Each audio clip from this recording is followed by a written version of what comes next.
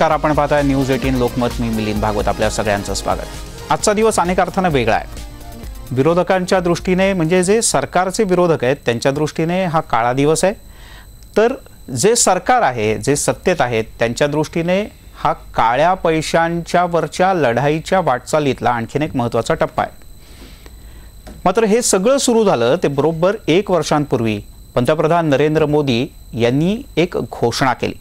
ती घोषणा होती नोटबंदीची. जुन्या नोटा 1000 आणि 500च्या चलनातून रद्द करण्यात आल्या आणि रातोरात अक्षरशः अनेकांच्या करता होत्याचं नव्हतं झालं. तर जे या नोटाबंदीचे समर्थक होते त्यांना आजही असं वाटतंय की जे झालं ते चांगलंच झालं आणि जे होईल तेही चांगलंच होईल. मात्र ज्या पंतप्रधान नरेंद्र मोदी यांना कदाचित त्यांच्या कार्यकाळातली सगळ्यात जास्त टीका या नोटाबंदीवरून सहन करावी लागली, त्या नोटाबंदीच्या निर्णयामागचे जे करते करवते, कदाचित त्यांना करते करवते म्हटलेलं आवडणार नाही, पण त्या संकल्पनेचे जे पुरस्कर्ते होते पहिल्यापासूनचे, ते अनिल बोकील सर आपल्यासोबत आहेत न्यूज 18 लोकमतच्या स्टुडिओमध्ये. बोकील सर, आपलं खूप खूप स्वागत. नमस्ते सर. 1 वर्ष झालंय आता.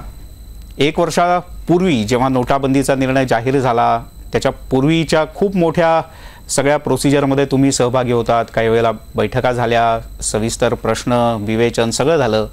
आता पुलाखालून 1 वर्षभर भरपूर पाणी वाहून गेलंय. याच्यातल्या खूप बरोबर आणि खूप चूक या दोन्ही टोकाच्या गोष्टी सोडल्या तर या सगळ्या विचाराचे प्रमुख अभ्यासक म्हणून तुम्ही आता पंतप्रधान नरेंद्र मोदी यांना या नोटाबंदीच्या 1 वर्षाच्या कालावधीतल्या सगळ्या कामं करता 10 पैकी 5 मार्क द्याल, 3 मार्क द्याल का 7 मार्क द्याल? हा मार्काचा प्रश्न आमच्यासाठी खूप अवघड आहे. त्याचं कारण काय माहिती का, आम्हाला नोटाबंदी ही कुठली घटना वाटत नाहीये, ती प्रक्रिया आहे, मोठी प्रक्रिया आहे. आता याच्यासाठी अजून त्यांच्याकडे वेळ शिल्लक आहे. ही परीक्षा अजून मोदींनी संपण्यासाठी अजून बराच वेळ शिल्लक आहे. मोठं ऑपरेशन झालेलं आहे, पेशंट अजून बाहेर आलेला नाही आहे ऑपरेशन थिएटरमधनं. बरं, याच्यावरची ट्रीटमेंट ती पुढे काय करणार आहेत? मोठे आता ह्या देशामध्ये प्रचंड स्थित्यंतर घडत आहेत. याच्यावर नक्की काय घडेल ह्याच्यावर आम्ही सुद्धा बारकाईने लक्ष ठेवून आहोत. आणि दुसरी गोष्ट खरं सांगू ना, की आम्ही परीक्षक नाही आहोत. आम्ही खरं सांगू ना, आमचा रोल नक्की काय आहे ह्या सगळ्यामध्ये? आमचा रोल GPS सारखा आहे. जसं एखादा ड्रायव्हर गाडी चालवत असताना GPS त्याला दिशा दाखवत असतो की त्याच्याकडे गंतव्यस्थान आहे, त्याच्याकडे जायचं कसं. बरोबर.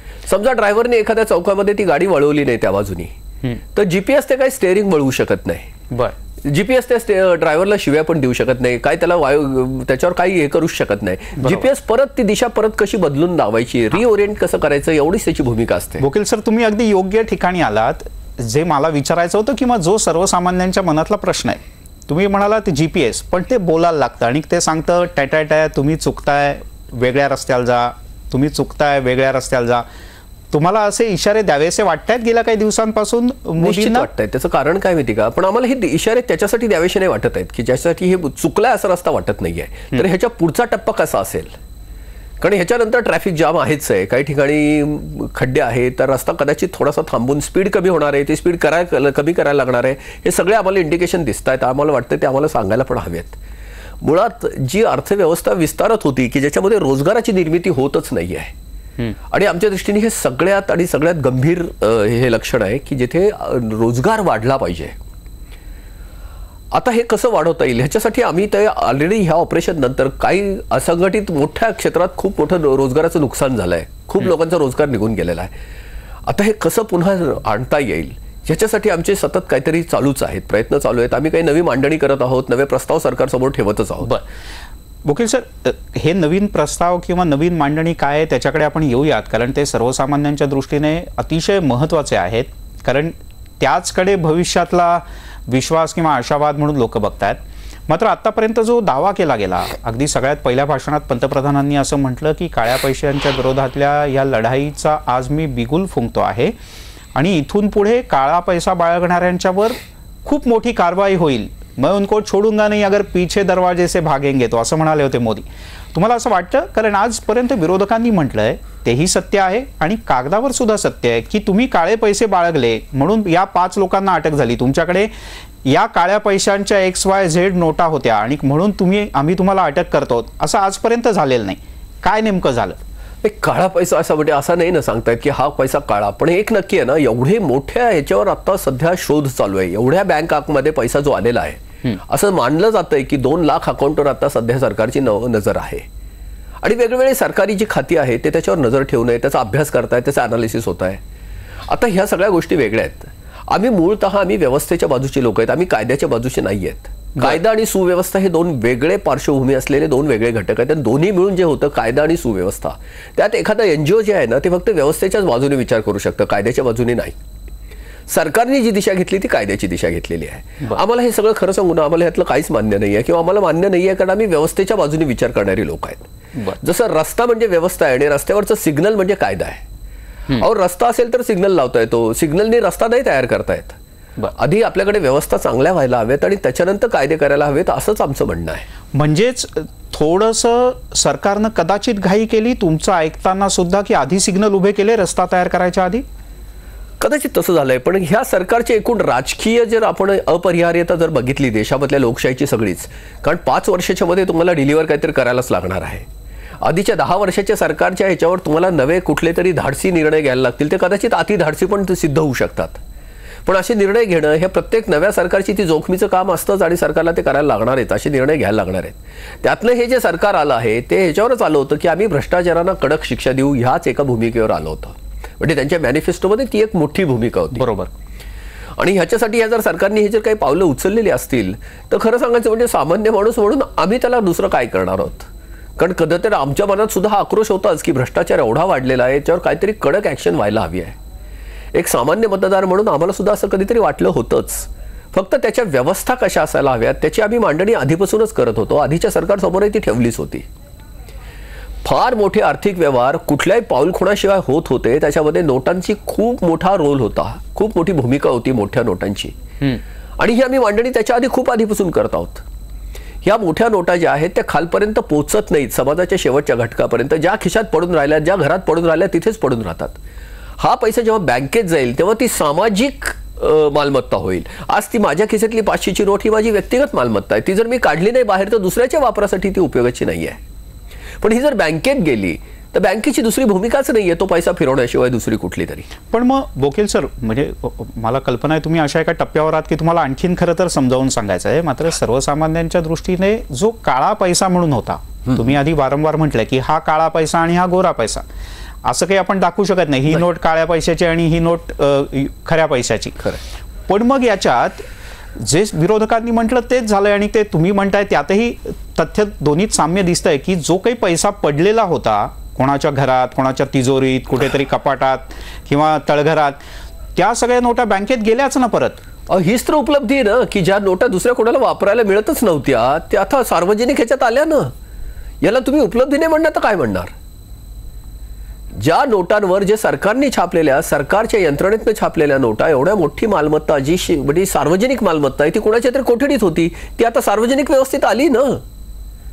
ही सगळ्यात मोठी उपलब्धी पण म्हणता येऊ शकते ना. पण मग त्याला काळा पैसा, कारण तो कुठेच हिशोबात नव्हता, म्हणजे तो कोणाच्याच वैयक्तिक हिशोबात नव्हता. मग अशा ज्यांनी पैसा भरला बँकेत किंवा ज्यांनी त्या नोटा कुठेतरी चलनात आणण्याचा बँकेत भरून प्रयत्न केला, त्यांच्यावर सरकार कारवाई करताना कुठेतरी कमी पडतंय असं वाटतं. नाही, आता तर त्या प्रक्रियेची सुरुवात झाली असं आम्हाला वाटतंय. म्हणूनच हे 2 लाख जे अकाउंट आता जे याच्या खाली आलेले आहेत, रडारवर आलेले आहेत असे जे सरकार म्हणतंय, आपण थोड्या वेळासाठी विश्वास ठेवूया ना. कारण सरकार आम्ही राजकीय पक्ष म्हणून बघतच नाहीये, सरकार ही यंत्रणा म्हणून आम्ही त्याच्याकडे बघतोय. आम्हाला कुठली राजकीय भूमिकाच नाहीये कारण आम्ही NGO आहोत. हा 130 कोटीचा देश आमचा आहे. त्यामुळे सरकारची राजकीय भूमिका बाजूला जर ठेवली तर सरकारी यंत्रणेची जर त्याच्यावर नजर असेल तर हे होईल ना, सिद्ध होईल की ह्या नोटा आल्या कुठून, त्या कशा आल्या, ह्या त्या प्रक्रियेचा भाग म्हणून आपल्याला स्वीकारायला हवं ना. पण मग तरीही आतापर्यंतची वाटचाल जी काही सरकार म्हणून आहे, म्हणजे राजकीय इच्छाशक्ती, पॉलिटिकल कंपल्शन्स, असं सगळं जे तुम्ही म्हणताय ते जरी गृहीत धरलं तरी पावलं तुमच्या दृष्टीने योग्य दिशेने पडतायत का कुठेतरी पावलं चुकतायत आणि त्यांना योग्य दिशेवर आणण्याची गरज आहे? नाही, तुम्हाला एक खरं सांगू ना की ह्याच्यातले राजकीय दृष्टिकोन हे पूर्णतः वेगळ्या पद्धतीची पार्श्वभूमी आहे, त्याच्या वेगळीच त्याची धोरणं असू शकतात. चूक आणि बरोबर हे एका प्रक्रियेच्या शेवटी आपल्याला कळू शकतं. सरकार ह्याच्यानंतरच्या भूमिका काय काय घेणार आहे.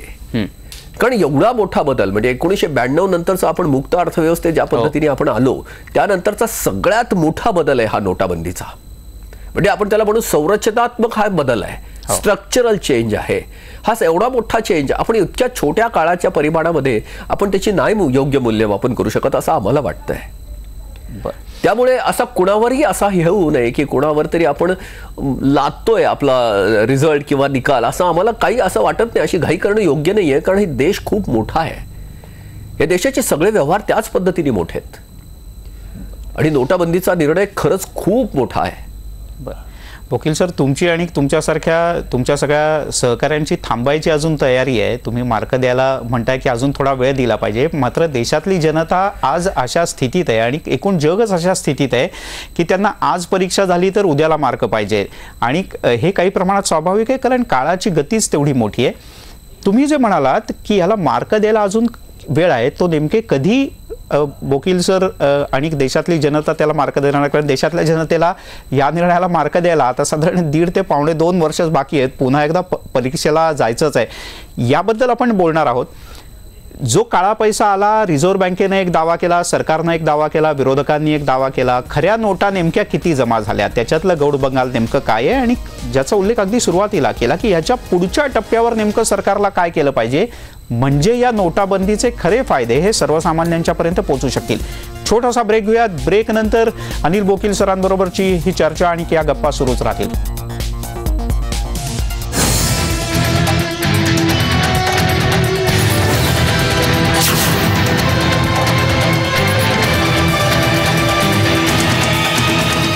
ब्रेक नंतर आपल्या सगळ्यांचं पुन्हा एकदा स्वागत. नोटबंदीचा हिशोब आपण मांडण्याचा प्रयत्न करतोय. खरं तर अतिशय ऐतिहासिक अशा प्रकारच्या निर्णयाचा हिशोब हा केवळ काही मिनिटांमध्ये मांडणं शक्य नाही. मात्र तरीही बोकील सर आहेत आपल्यासोबत आणि त्यांच्याकडनं आपण आणखीन काही गोष्टी जाणून घेऊयात.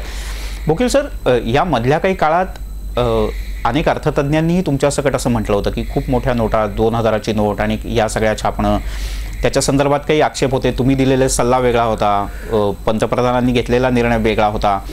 अशा ह्याच्यात अजूनही लोकांना असं वाटतंय की हा जो काही निर्णय आहे तर तो सर्वसामान्यांच्या त्या अर्थानं हिताचा नाही आहे, कारण लोकांच्या हातात किंवा खिशात अतिरिक्त पैसा आलेला नाही आहे, उलट काही ठिकाणी नोकऱ्या गेलेल्या आहेत. हे पूर्ण खरं आहे, कारण आपली जी अर्थव्यवस्था होती आणि बराचसा रोजगार हा असंघटित क्षेत्रात होता. म्हणजे 80% आपल्याकडे जे व्यवहार चालायचे ते रोखीतच चालायचे. पण ह्या व्यवहाराच्या आड, ह्या छोट्या व्यवहारांच्या आड खूप मोठा भ्रष्टाचार आणि वेगळे काही दोहे पण चालायचे. ह्याच्याशी संबंधित नव्हते ती, पण भ्रष्टाचाराच्या बरोबर देश विघातक अशा बऱ्याच शक्ती पण काम करत होत्या. आणि या सगळ्यावर खरं सांगू ना, म्हणजे हे असं कॅन्सरस अशी ग्रोथ होती. आता ह्या कॅन्सरवर उपचार करणं ही गरजेचंच होतं. फक्त याच्यात होतं ना की खूप सामान्य माणसाला याचा त्रास पण झाला, हे तर मान्य करायलाच हवं.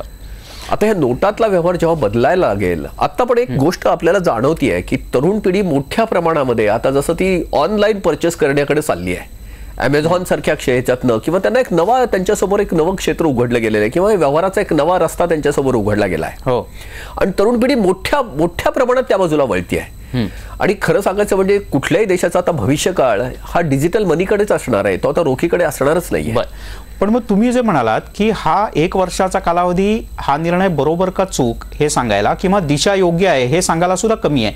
आणखीन किती वर्षानं खऱ्या अर्थानं एक सर्वसामान्य माणसानं याचा निर्णय करावा की हे चूक आहे आणि हे बरोबर आहे? कारण याच्या मधलं सामान्यांना काही कळत नाही बोकील सर. त्यांना हो किंवा नाही एवढंच कळतं, चूक किंवा बरोबर एवढंच कळतं. सामान्य माणसाला प्रक्रिया कळण्याची गरज हे नाहीये हो.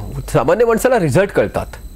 आता ह्या सरकारने जर असे काही लोपोपयोगी की जे लोकांना लवकरात लवकर रिझल्ट डिलिव्हर करतील असे जर काही नव्या जर धोरणं स्वीकारली तर कदाचित हे फार वेगळ्या पद्धतीने पण लोकांच्या समोर येऊ शकेल.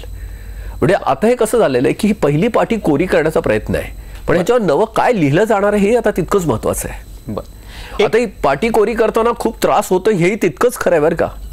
पण एकदा पाटी कोरी केल्यानंतर नवं काय लिहिलं जाणार आहे ते जर चांगलं लिहिलं गेलं असेल किंवा लिहिलं जाईल तर कदाचित लोक हे स्वीकारतील की बाबा ह्या आपल्याला त्रास होता, ह्या एवढ्या चांगल्या गोष्टीसाठीच आपल्याला ही गरज होती.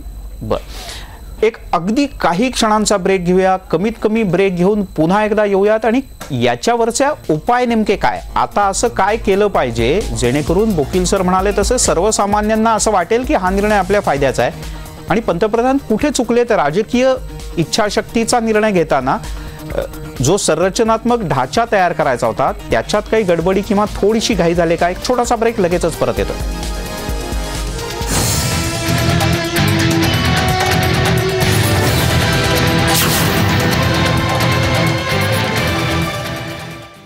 ब्रेकनंतर आपल्या सगळ्यांचं स्वागत. एका वर्षाच्या नोटबंदीनंतर नेमकं काय साध्य केलं याचा हिशोब खरं तर अर्ध्या तासात मांडणं अवघड आहे, पण तरी आपण बोकील सरांना आणखीन काही प्रश्न विचारूयात की जे सर्वसामान्यांच्या मनातले आहेत आणि खूप जिव्हाळ्याचे आहेत.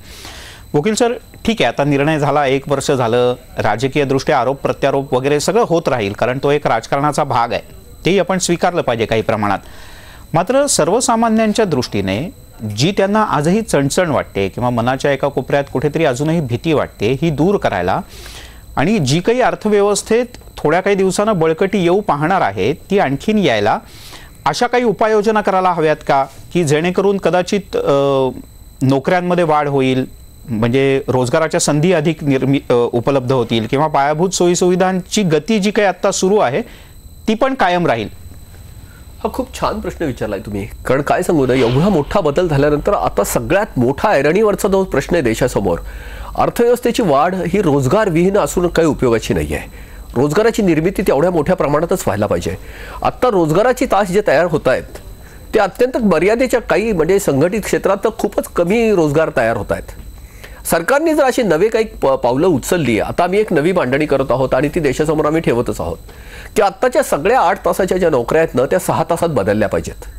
म्हणजे एका शिफ्टमध्ये 8 तासाच्या ऐवजी 6 तासाचं काम होईल, पगार कमी न करता पगार 8 तासाचाच असेल आणि 8 तासाच्या एका शिफ्टच्या ऐवजी 6 तासाच्या 2 शिफ्टमध्ये हे देशाचं काम चालेल. आता सध्या काय होतंय की आपण उष्ण कटिबंधातली लोक आहोत, आपण 8 तासामध्ये जास्तीत जास्त 3.5 तासाचीच उत्पादकता देऊ शकतोय. 6 तासाच्या जर 2 शिफ्ट जर झाल्या तर 4.5 तासाच्या दोन्हीकडची उत्पादकता जर आपण बघितली तर 9 तासाची उत्पादकता ह्या देशाची मिळेल. त्यावेळेला काय होईल की जी आता सिनियर लोक आहेत 40-45च्या पुढची, ती आपल्या कुटुंबासाठी घरासाठी एक क्वालिटी टाइम देऊ शकतील, ज्यांच्या कौटुंबिक जबाबदाऱ्या वाढलेल्या आहेत. पण त्याचबरोबर नव्या तरुणांना एक पूर्ण शिफ्ट, एक पूर्ण पाळीचा नवा रोजगार तयार होईल. ह्या 2-2.5-3 वर्षाच्या आत, त्या कालखंडाच्या आतमध्ये 2.5 ते 3 कोटीचा संघटित रोजगार नवा तयार होऊ शकतो ह्या देशात. आणि हे तुम्हाला सांगतो ही इतकं आवश्यक आहे कारण 130 कोटीच्या देशामध्ये रोजगार हा सगळ्यात जास्त केंद्रबिंदू असला पाहिजे विकासाचा, आणि तोही संघटित क्षेत्रातला, जास्तीत जास्त सुरक्षित असलेला. आणि ह्याच्यासाठी आता आपण जर हे करू शकलो, कारण आता सरकारकडे काही पैसा आलेला आहे, बँकेच्या मध्ये येऊन पडलेला आहे, ज्याच्यावर आता क्लेम होणार नाहीये. सरकारने जर एवढा जर धाडसी पाऊल जर आता उचललं तर हे तुम्हाला खरंच सांगू ना, एकूणच देशाच्या आनंदांकामध्ये त्याची भर पडणार आहे. आता जे सिनियर लोक आहेत ते कुटुंबासाठी वेळ देऊ शकतील, ज्यांच्या सामाजिक कौटुंबिक जबाबदाऱ्या वाढल्यात, 2 तास ते स्वतःवर खर्च करू शकतील, आणि त्याच वेळेला जो तरुण वैफल्यग्रस्त आहे त्याच्या हाताला काम मिळेल. बोकील सर, म्हणजे खरंच वेळेची मर्यादा आहे, त्यामुळे आपल्याला थोडंसं थांबायला लागतंय. मात्र तुम्ही सुचवलेले पर्याय आपण अशी अपेक्षा करूयात की न्यूज 18 लोकमतच्या माध्यमातून संबंधित यंत्रणा पाहतील आणि पुन्हा एकदा गांभीर्यानं विचार करतील. पुढचा जो निर्णय आहे तो किमान अशा पद्धतीचा घेतील की ज्याचा फटका बसल्यासारखा वाटेल, पण ज्याचा फायदा सुद्धा होईल सर्वसामान्यांना. बोकील सर, तुर्तास खूप खूप धन्यवाद. तुम्ही म्हणालात की 10 पैकी मी मार्क देणार नाही, पण तरीही 5, 6 का 3 एकाच शब्दात. परत तेच, आम्ही परीक्षकाच्या भूमिकेतच नाही ना, जीपीएस मार्क कसा देणार? ठीक आहे, काही हरकत नाही. तरी जीपीएस मात्र ओरडतंय की सांभाळा, दिशा कदाचित बदलते, रस्ता दुसरा वळवला पाहिजे. तातडीच्या उपाययोजना कशा होतात आणि आज संध्याकाळी पंतप्रधान मोदी आणखीन काही घोषणा करण्याची शक्यता आहे, ती नेमकी काय आहे त्याहीकडे आपल्या सगळ्यांचं लक्ष असेल. बोकील सर, खूप खूप धन्यवाद या सगळ्या गप्पांच्या बद्दल. पाहत राहा न्यूज 18 लोकमत.